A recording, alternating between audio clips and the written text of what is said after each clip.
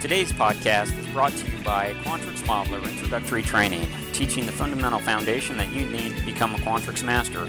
Go to quantrixauthority.com to learn more. Show me how you do Quantrix. Hey, welcome back to another Netcast. I'm Rich Lopez, Quantrix Authority. Sincerely appreciate you joining me today for episode number 213, Dynamic Item Generation in Quantrix Modeler 2018. This is some awesome functionality they have just released in the latest version of Quantrix. If I wanted to get all of these items right here in my formulation column out of this sequence primary, and I wanted to get them to be items within this category B of matrix 1, the way that I would have to traditionally do that is I would have to go up and create a data link up here and then use a two-dimensional matrix as my source and step through the wizard to go ahead and have these items be calculated or populated rather based off of the values here in formulation. And then anytime, say, formulation changed, I would need to go out, or these numbers changed, I would then need to go out and make sure I updated the data link where this category lived. And it's kind of a hassle. It's something that we've gotten around with Quantrix by using scripting.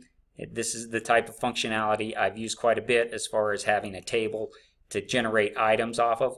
Well, Quantrix in 2018, they have added something really awesome, and I wanted to show that to you today. They have now on your categories, you can go ahead and you can right click and you can select configure, and then I'm going to select generate items. When you do so, it brings up this little message or this little window, and you just kind of step through it and you select automatic. And what I want to do is I want to generate item names. And where do I want to generate my item names from? Well, I want to generate them from sequence primary. So I'm just going to go ahead and click on that.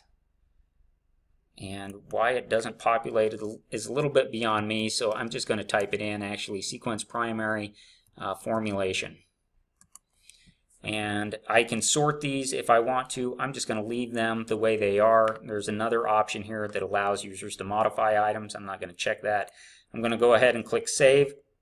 When I do so, you can see that category B is populated now with a distinct list of the items that are listed over here in sequence primary. And you can see that category B has now got this little lightning bolt symbol associated with the category. That just means that these items are generated based on cell values and are read-only, which is just totally awesome. If I were to go ahead and add another item to this, and I would call it the 999 group, possibly. I guess I've got a formula in there, but I'm going to hard code something in. I see that number populate over here in my list of items here automatically. And I think that is fantastic.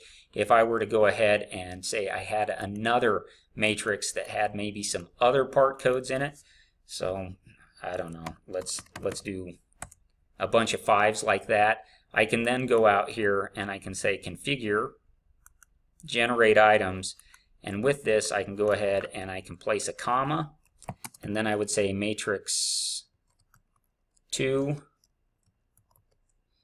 and C1. And let's see if this works. Let's see if a bunch of 5s then populate, and indeed it does. So a great way now to union different items and bring them into one category. So some great functionality there. Nice work to the Quantrix team and what they have developed here. I think there is going to be some major use cases for this in the future. And if you join me in my next podcast, I'm going to show you actually how I've employed this in a recent model I've built. Anyway, I hope you find that of great benefit and of value to you. If you have any questions about Quantrix, dynamic category generation, data links, anything, I hope that you'll reach out to me at quantrixauthority@gmail.com. I absolutely love Quantrix. I'm passionate about it, and I want to make you a Quantrix master. So please join me again for another episode of Quantrix Authority with Rich Lopez.